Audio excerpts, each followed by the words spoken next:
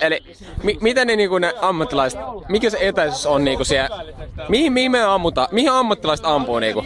No joo siis, tää kiven potkutaan niinku ammattilaiset ampuu niinku on nyt tommonen 3 maali, et nyt voitais nyt tonne kuvata niitä on ympyrä, että se on aloittelijoiden maali, että ettei me ammata siihen, mutta on 3 yleensä ammutaan ammattilaiset, että joo semmonen maali, että ei tässä muuta oo. Niin mistä se potku sitten niinku lähtee? Lähteekö se niinku niskasta vai niinku? Perseestä lähtee. Perseestä.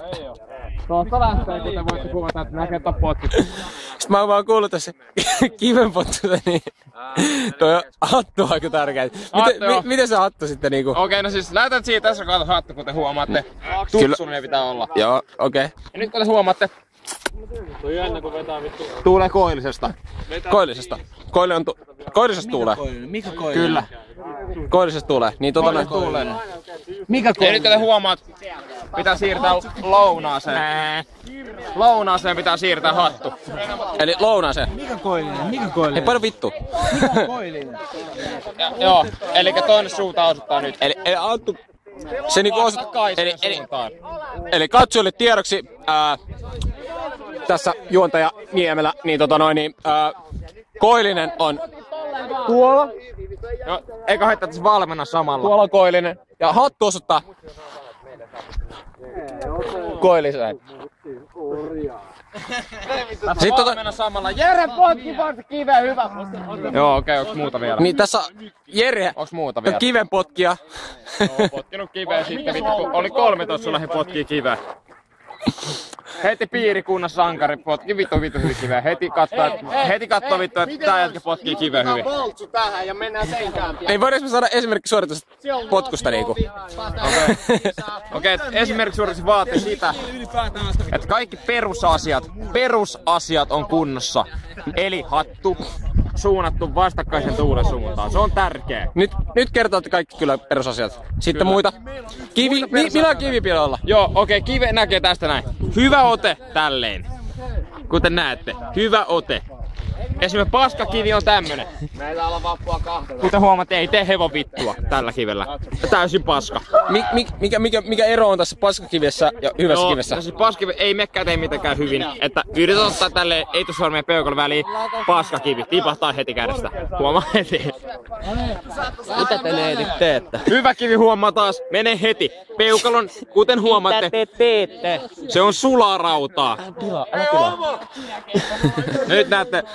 Kaikki perustat kunnossa. On jälleen potku, elikkä maali.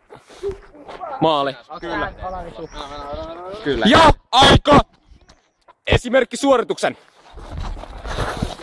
Piiskipaino vittu. Hei, mikä tää potku... hei! Kyllä. Ammattilainen. Mikä toi potkuasento oli, mistä se lähtee? Sitä on tää perus saksalainen potku.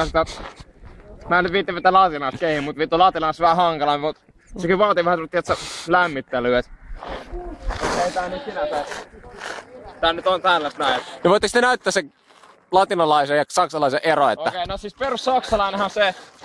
Hetki vaan tässä menee siville johon, niin pitää nyt vähän, että kiveellä naamaa, niin... Pitää vähän odotellaan, että tilanne rauhoittuu, kuten voit kuvata nyt, että tilanne ei oo rauhallinen, kuvatkaa. Ei oo rauhallinen tilanne. Ei, nyt ei rauhallinen. Liikettä, eli pitää huutaa seis välittömästi. Kuvatkaa minua. Välittömästi pitää huutaa seis, kun näkee maalialueella liikettä. Eli, miten se meni? Elikkä, huudatte seis vaan. Seis. Kyllä, seis ja käsky. Menikö oikein? Kyllä, voitte vähän enemmän huutaa siihen E-kirjaimen ääntä. Ja seis! Noniin. Sitten saksalainen tekniikka, eli saksalainen perus. Haetaan sitä voimaa sieltä alhaalta. Haetaan. Okei, ootte vielä mukana siellä kotikatsomo. Kyllä. Sitten selän kautta kivi ja potku. Mut sitten vähän hankalakin tekniikoihin.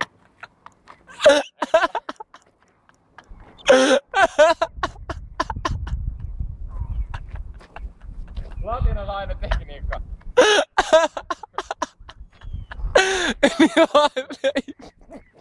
Noniin, Elikkä latinalainen. Oi vittu. Tulee oikeaan käteen. Hyvä asento pitää olla. Eli vasemman käteen. Oikean käteen. Oikean käteen. Muistakaa. Oikean käteen. Kyllä. Sitten lähtee asento. Täydellinen tasapaino. Kivi lentää ylös.